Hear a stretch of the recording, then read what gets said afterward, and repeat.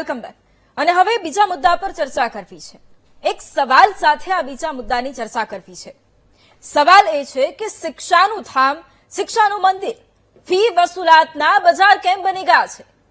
એક પિતા આખો દિવસ મહેનત કરે છે, એક માતા પોતાના સપનાઓ છોડે છે માત્ર એટલા માટે કે તેમના બાળકને સારું શિક્ષણ મળે, તેમનું બાળક આગળ વધે. પણ એની સામે શું થઈ રહ્યું છે?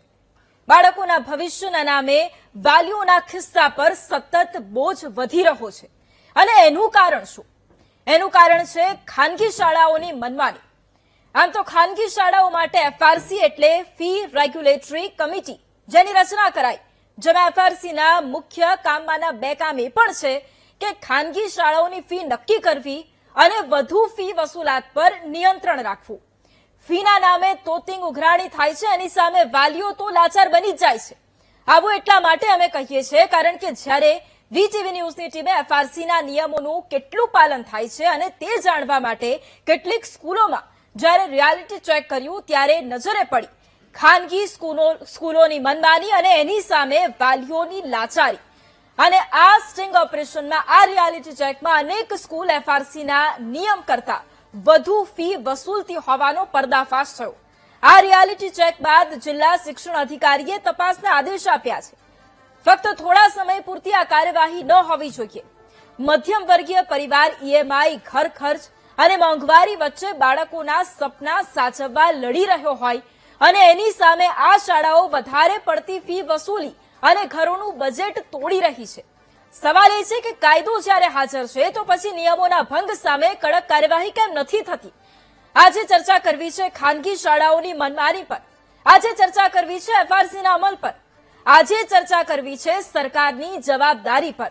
પ્રશ્ન અહીંયા માત્ર ફીનો જ નથી, પ્રશ્ન છે અહીંયા બાળકોના ભવિષ્ય અને વાલીઓના વિશ્વાસનો.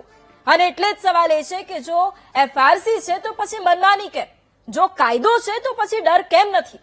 બાળકોના ભવિષ્ય સાથે વેપાર કેમ થઈ રહ્યો છે?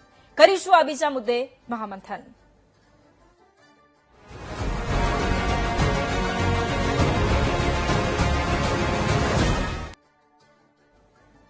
અને એટલા જ માટે ચર્ચાની શરૂઆત કરવી છે. ચર્ચા માટે આપણી સાથે ભાજપ નેતા રાજુભાઈ દેસાઈ જોડાયા છે, આપણી સાથે કોંગ્રેસના મીડિયા કોઓર્ડિનેટર હેમાંગભાઈ રાવલ પણ જોડાયા છે અને આપણી સાથે વાલી મંડળના પ્રમુખ કિશોર મજીઠિયા પણ જોડાયા છે, આપણી સાથે શાળા સંચાલક ડીવી મહેતા સાહેબ પણ જોડાયા છે.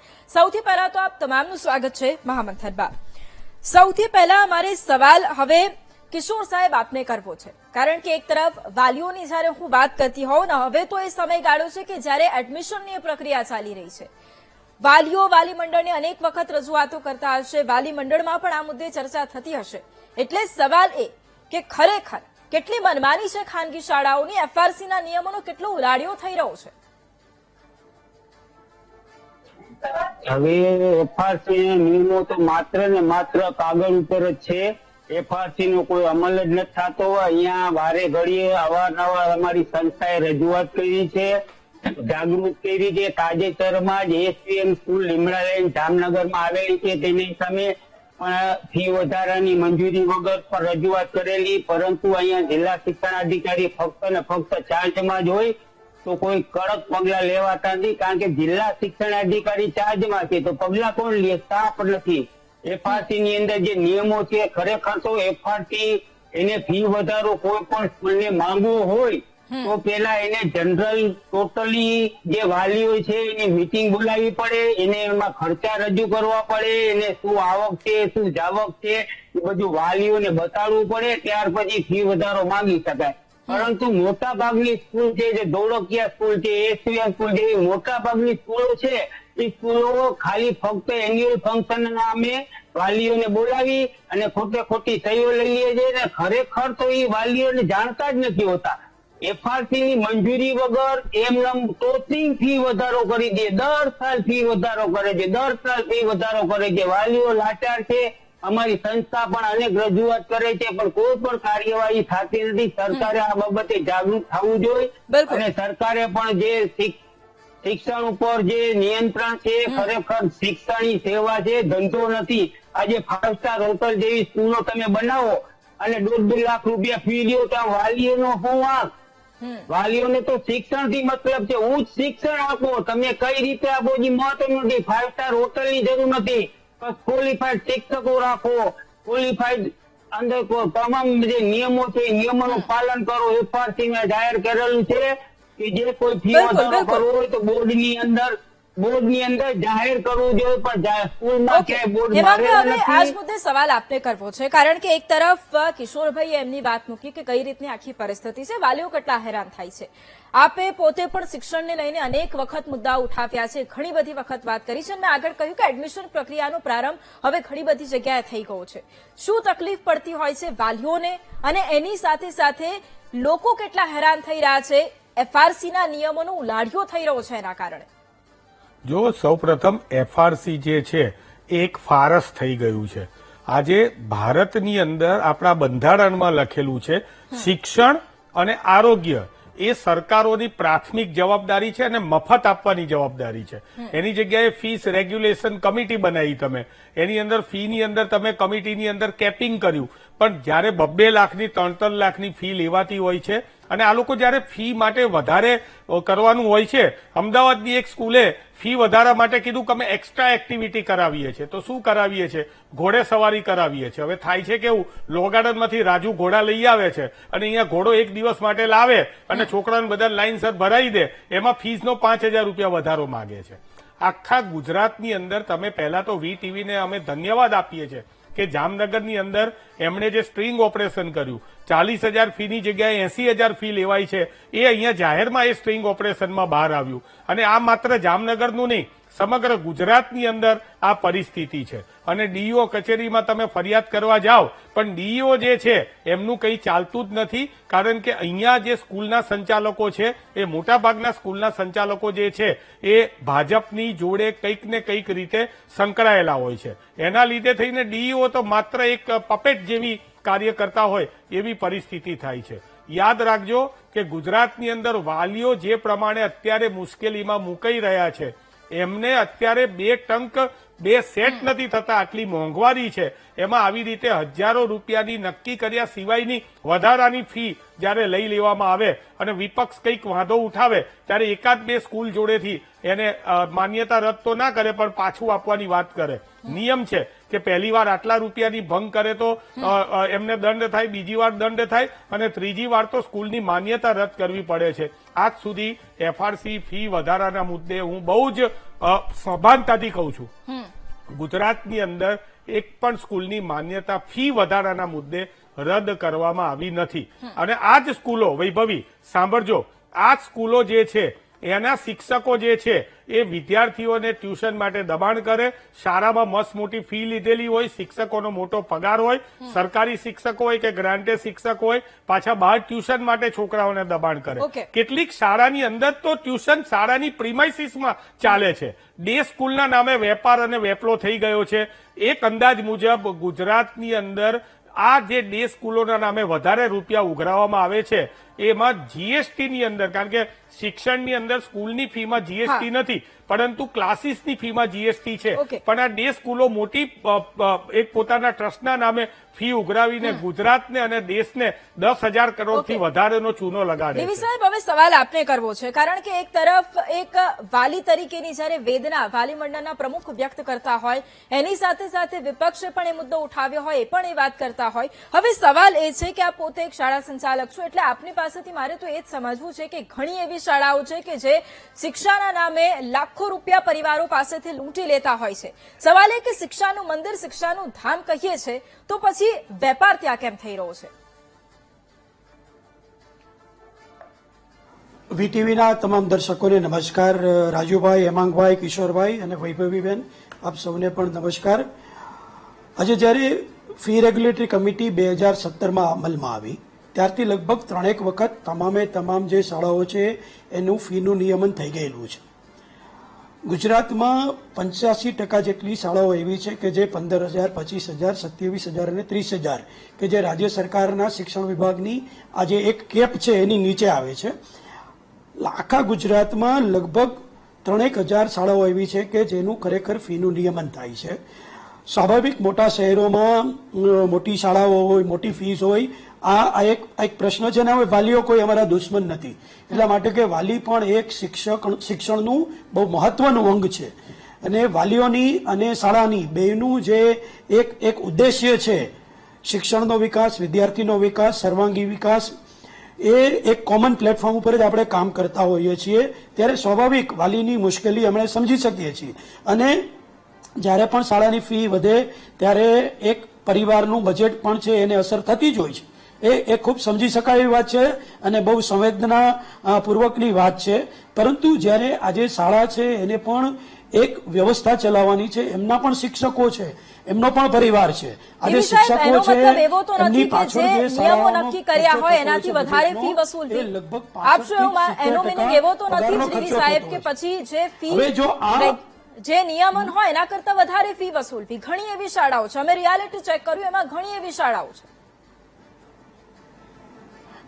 જે શાળાઓ છે એ ફી રેગ્યુલેટરી કમિટીની ફીનું નિયમન થયું છે, એનાથી વધારે ફી લેતી હોય તો એના પર 100% હંમેશા અને અચૂકપણે એમના ઉપર પગલાઓ લેવા જોઈએ. આવા કોઈ બ્લેક શીપ છે સ્વનિર્ભર શાળાઓમાં પણ હોય છે, દરેક જગ્યાએ આ પ્રકારના બ્લેક શીપ્સ હોય છે.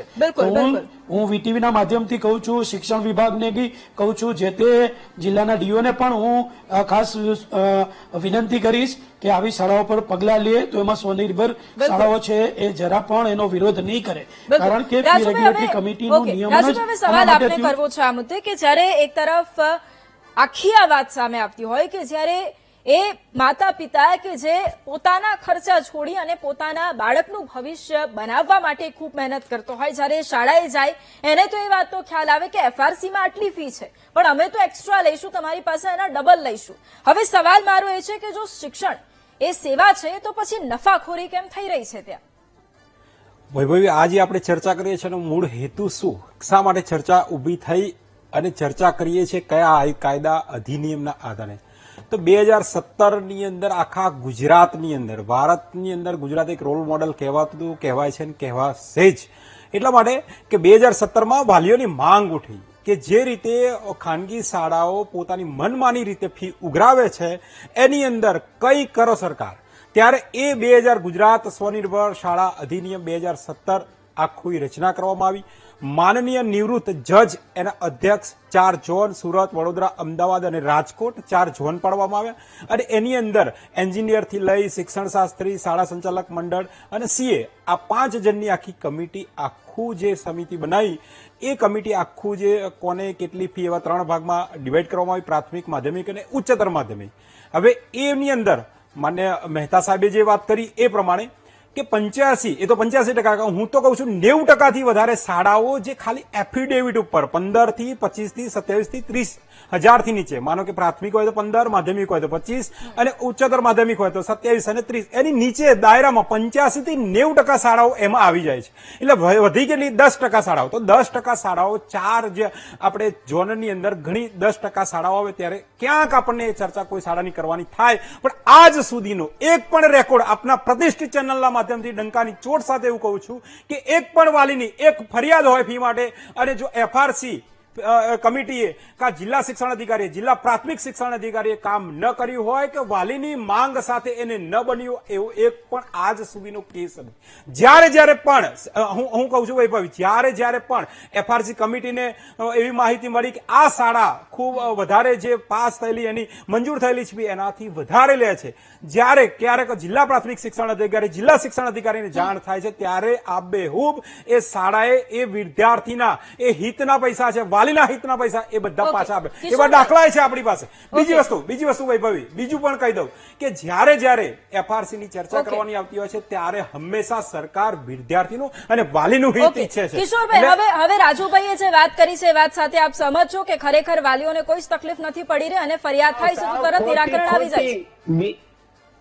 ના, બિલકુલ સદંતર ખોટી છે. 10% છે ઈ પેલે તો જે સ્કૂલોના સંચાલકો, માલિકો, વાલીઓ તેને શિક્ષણ અધિકારી કચેરી લગા પહોંચવા જ ન દેતી. પહોંચે તો ફરિયાદ કરે તો ફોન થઈ જાય તો એ એના છોકરાને નિશાળમાંથી કાઢી મૂકે. ફરિયાદ ક્યાંથી થાય? ફરિયાદ થવાનો ચાન્સ તો જોઈ ને. સ્કૂલો વાળા દબાવે, સંચાલકો દબાવે, શિક્ષણ અધિકારી દબાવે. આ બાબતમાં એનું શું કેવું છે? શિક્ષણ અધિકારી જામનગરની અંદર પણ તમને કહું કે અત્યારે ઇન્ચાર્જમાં છે, એ શું પગલા લેશે? આને કોટ કરું છું. એ જ શાળા જે જામનગરની આપણે પીવી મોદી હાઈસ્કૂલ, જેને માન્ય જિલ્લા શિક્ષણાધિક નેજા હેઠળ તપાસ થઈ, 1,50,000 જે કાયદા મુજબ છે, આપણે 1,50,000 દંડ, તો વધારાની ફી વિદ્યાર્થીઓને પરત કરવી. જેપી મોદી હાઈસ્કૂલ 5 લાખ રૂપિયાનો દંડ, એની તપાસ હજુ ચાલુ છે, પૂર્ણ થઈ નથી. એફઆરસી ના કાયદાના નીતિ નિયમ અધિનિયમ પ્રમાણે એટલે જે પણ ચાલે છે એ પ્રમાણે કાર્ય ચાલી રહ્યું છે. વિદ્યાર્થીનું છે, વાલીનું હિત છે, એને પરત કરવી પડશે. આવી ઘણી બધી શાળાઓ છતાં એ ચાલી રહ્યું છે. સૌથી ચિંતાની વાત છે કે દંડની તમે વસૂલાત કરો, એમની સામે તમે કાર્યવાહી કરો, પણ છતાં એ ચાલી રહ્યું છે ને એટલા જ માટે એ વાલીની ચિંતા વધી જતી હોય છે. હેમાંગભાઈ, હવે સવાલ એ કે જયારે એક વાલી મંડળના પ્રમુખ કે જે વાલીઓની વેદના સાંભળતા હોય એ આવું કહેતા હોય, અને એની સાથે સાથે હવે હજી તો શરૂઆત છે ને એડમિશન પ્રક્રિયાની, અને આપણે જોયું કે જામનગર બાદ 2 થી 3 શાળાઓમાં અમે જોયું કે આવી સ્થિતિ છે. એમાં એ જે શાળાનું નામ લીધું એ શાળા પણ સામેલ છે. એટલે હવે સવાલ એ કે આમાં જવાબદાર કોણ છે ખરેખર? સૌ પ્રથમ તો ગુજરાતમાં 10% તમે કરો એટલે 110 નહીં, તમે 30,000 શાળા હોય તો 3,000 શાળા થઈ, એટલે બહુ મોટી વાત થઈ. એટલે શાળાઓ વધારે છે જે એફઆરસી ના ઉપર પૈસા લે છે એવી શાળા, અને કેટલાય નિયમો છે. ચલો હું આજે રાજુભાઈને એક પોતે શિક્ષણવિદ છે, હું એમને કહું ચલો શાળાની અંદર અમદાવાદની અંદર આવો મારી જોડે, અથવા કોઈ પણ પત્રકારને લઈ જાઓ, રિયાલિટી ચેક કરો, શાળામાં બોર્ડ મારવું પડે છે કે અમારી શાળાના શિક્ષકો કોઈ ટ્યુશન નથી કરતા, અને શાળાના શિક્ષકોનું લિસ્ટ એક પણ સ્કૂલની ઉપર અમદાવાદની અંદર આવું લિસ્ટ લાગવામાં નથી આવેલું. અમદાવાદની નહીં, ગુજરાતના ટ્યુશન અધિનિયમના કાયદાની અંદર લખેલું છે કે શાળાના શિક્ષકો શાળાની પ્રિમાઇસીસની અંદર કે શાળાની પ્રિમાઇસીસની બહાર વેતન કે અવેતન કોઈ પણ પ્રકારની ટ્યુશનની પ્રવૃત્તિ ના કરી શકે. તો પણ ભલેથી ફૂલે ફાલે છે, શાળાના પ્રિમાઇસીસની અંદર પણ ડે સ્કૂલો ના ચલાવી શકાય આવો કાયદો છે. ગયા વર્ષે રાજકોટની અંદર હું પોતે ફેડરેશન ઓફ એકેડેમિક એસોસિએશનના નેજા હેઠળ અમે સ્કૂલોમાં રિયાલિટી ચેક કર્યું હતું. સ્કૂલોના પ્રિન્સિપાલને કીધું હતું કે ભાઈ અમારું તો ટ્રસ્ટ છે ને ક્લાસ ચાલવાના, સવારે સ્કૂલ ચાલે અને સાંજે ક્લાસ ચાલે, અને ક્લાસમાં તમારે અંડર ટેબલ ફી લઈ લેવાની, અને એની અંદર કોઈ જાતની જીએસટીનો નહીં આપવાનું. હકીકતમાં આવી સ્કૂલોને તમે જ્યાં સુધી એને એક રસ્તો નહીં બતાવો, જ્યાં સુધી સસ્પેન્ડ નહીં કરો, 1.5 લાખનો દંડ. આવી મોટી સ્કૂલોને તમે હમણાં નામ દીધી મોદી સ્કૂલ, કરોડોનો વેપલો કરે. પહેલી વાત એ કે શાળાઓ જ્યારે એપ્લાય કરે છે ત્યારે ત્યાં આ નોન પ્રોફિટ બિઝનેસ છે, અને આને પ્રોફિટ કરવા માટે વેપલો હજી તો શરૂઆત છે. હજી તો વાલીઓની ફરિયાદો વૈભવી દર વર્ષે સતત 10 વર્ષથી દર વર્ષે શાળાની શરૂઆતની સિઝનમાં આપણે આ ડિબેટ કરવી પડે છે. અને એફઆરસી કમિટી ભાઈ તમે નથી બનાવી. એફઆરસી કમિટી તો હાઈકોર્ટના દિશા નિર્દેશ ઉપર તમારે બનાવવી પડી હતી, એટલે તમે એનો શ્રેય ના લેતા. અને એફઆરસી કમિટીના મેમ્બરો જે છે એનો પણ ભ્રષ્ટાચાર તમારા શાસનમાં બહાર આવેલો હતો. અને અત્યારે છેલ્લી વાત, શાળાઓ ફી વધારવાના કેવા ગતકડા કરે છે. જેમ શાળામાં ભાઈએ કીધું વાલી મંડળે કે શાળાના વિદ્યાર્થી વાલીઓની મિટિંગ કરવી પડે, તો એને એન્યુઅલ ફંક્શનના નામે બોલાવીને એની સહીઓ કરીને મિટિંગ કરીને ફી વધારવાની મંજૂરી છે એમ કરી દે. શાળાના સંચાલકની જમીન માલિકીની હોય, પોતાની હોય, અને એ જ જમીનની અંદર પોતે ભાડું વસૂલે છે, અને આ રીતે વિદ્યાર્થીઓ જોડે ફી વસૂલે છે. મારી એક જ વસ્તુ રાજુભાઈને કહેવી છે, છેલ્લી વાત મારી વિનંતી છે કે ભારતીય જનતા પાર્ટીની સરકાર જો આ બાબતે સંવેદનશીલ હોય તો એક ટોલ ફ્રી નંબર જાહેર કરે. તમે કહો છો ને કે ફરિયાદ કરે છે, ટોલ ફ્રી નંબર તમે જાહેર કરો, અને ટોલ ફ્રી નંબરમાં જે કંઈ પણ ફરિયાદો આવે એનો તમે ઉકેલ કરો. હું ચેલેન્જ આપું છું. હવે સવાલ આપને કરવો છે, 30 સેકન્ડમાં આપની પાસેથી જવાબ લઈશ, કારણ કે જયારે હવે વાલીઓ શાળાએ પહોંચતા હોય અપેક્ષા સાથે કે મારા બાળકને સારી શાળામાં અભ્યાસ કરાવવો છે, ત્યારે એ સંવેદના શાળાને ક્યાં જતી રહે છે જ્યારે લાખોની ફી ઉઘરાવે છે. અને આપ પોતે શાળા સંચાલક તરીકે શું માનો છો છેલ્લા કે આવી જે શાળાઓ છે એમની સામે શું કાર્યવાહી થવી જોઈએ? 30 સેકન્ડમાં જવાબ. સ્વાભાવિક આવી શાળાઓ સામે કાર્યવાહી થાય તો કોઈ વાંધો નથી, પરંતુ સાથે સાથે આપણે શાળાને પણ એક અલગ પરસેપ્શનથી જોવું જોઈએ. આપણે જોઈએ છીએ કે અમુક શાળાઓના હિસાબે આખું સેલ્ફ ફાઇનાન્સ સ્કૂલ છે એને આપણે એને ટાર્ગેટ ના કરી શકીએ, કેમ કે શાળાઓ એવી છે કે જે ખરેખર ખૂબ સારું કામ કરે છે. આરટીઈના વિદ્યાર્થીઓ 25% વિદ્યાર્થીઓને શાળાઓ છે એ ભણાવે છે, સાથે સાથે નબળા વર્ગના અનેક વિદ્યાર્થીઓને ભણાવે છે. આજે ગુજરાતમાં 2 લાખથી વધારે જો શિક્ષકોને રોજીરોટી મળતી હોય તો શિક્ષકોને રોજીરોટી પણ સ્વનિર્ભર શાળાઓ આપે છે. સાથે સાથે દરેકે દરેક જે શાળાઓ છે વાલીઓ છે એમને પણ જુદા જુદા પ્રકારની ચોઈસ છે. મહેતા સાહેબ, તમે શાળામાં આરટીમાં મફત નથી ભણાવતા, તમે એના ઓકે, રૂપિયા લો છો. ઠીક છે, અને સમય right to Rajubhai, education 30 act મુજબ સેકન્ડમાં તમારે તમારે કરવું જવાબ પડે છે. આ તો ભારતનો કાયદો છે. સાડા હવે 13,000 રૂપિયા ફી આવે છે ફક્ત. ઓકે, સમય કોઈ નથી. શાળા છે ને 50,000 ઓકે, સમય નથી. રાજુભાઈ, હવે 30 સેકન્ડ પ્લીઝ, સમય નથી આપણી જોડે. આપણી જોડે સમય નથી. 30 સેકન્ડમાં જવાબ. બાકીના વિદ્યાર્થી પાસેથી મારે કહેવાનો મતલબ એટલો છે કે જ્યારે પણ આપણે એફઆરસી લાવ્યા એટલે વિરોધ પક્ષનો હંમેશા વિરોધ. એક પણ ફરિયાદ ના, તમારે હવે શું, સતીશ હવે ચેનલના શું? 30 માધ્યમથી હું સેકન્ડમાં કહેવા ખાલી માંગુ હવે છું. વચ્ચે હેમાંગભાઈ ના બોલતા. એટલે હું એક કહેવા માંગુ, તમારી પેન્ડિંગ હોય કે અમે કયું અરજી કરી, અમે અહીંયા વિરોધ કર્યો કે આ કર્યું, આ અરજી કરી, અમે હવે જવાબ ચાલે. નહીં, હેમાંગભાઈ, ઓકે, હેમાંગભાઈ ઠીક છે, સાંભળો. ઠીક છે. વિદ્યાર્થી નામના રોકડા ના શીખો. હેમાંગભાઈ, વિદ્યાર્થી નામના હવે રોકડા. શું કરવા માંગો વચ્ચે છો? નથી બોલો હું તમારા. આવી રીતે એટલે હું વચ્ચે નથી બોલ્યો આપણા. ઠીક છે. એટલે મિશન સ્કૂલ ઓફ એક્સલન્સ નથી દેખાતું તમને, વિદ્યા સમીક્ષા કેન્દ્ર નથી દેખાતું, એફઆરસી નથી દેખાતું, એટલે રોકડા શીખવાની ક્રિયા છે. ઓકે. ઠીક છે, હવે અરે વચ્ચે બોલી તમે દબાવો છો. ઓકે, આ ચર્ચાને પૂરી કરી છે. અપેક્ષા સાથે કે જેટલા પણ વાલીઓ છે, બધો અધિકાર છે. તમે ત્યારે તમે બોલી નાખો છો. ઓકે. ખોટી વાતો કરવા નીકળી ગયા છો. તમારો બહાર અવાજ નીકળો. નથી પહોંચી રહ્યો. તમારો અવાજ નથી પહોંચી રહ્યો. ઓકે, ઓકે, તમારો અવાજ નથી પહોંચી રહ્યો. તમારો અવાજ નથી પહોંચી રહ્યો. હેમાંગભાઈ, અવાજ નથી પહોંચી રહ્યો. ઓકે, પ્લીઝ, સમયનો અભાવ છે. Please, please. ઓકે, અને આ સાથે જ બિલકુલ આપ તમામ અમારી સાથે આ ચર્ચામાં જોડાયા, તમામનો ધન્યવાદ. અપેક્ષા હતી કે હવે આગળ શું થશે, આગળ શું કાર્યવાહી કરવામાં આવશે આ શાળાઓ સામે. હવે એ જોવું રહેશે કે જ્યારે અમે એ રિયાલિટી ચેક કર્યો છે અને એમાં એ આખું પર્દાફાશ થયું છે, ત્યારે આવી શાળાઓને હજુ પણ ફક્ત જામનગર નહીં, ગુજરાતમાં એ જેટલી પણ શાળાઓ આવેલી છે એમની સામે શું કાર્યવાહી થશે એ પણ જોવું રહ્યું. અને આ સાથે મહામંથનમાં હાલ બસ આટલું જ. રજા આપશો. નમસ્કાર.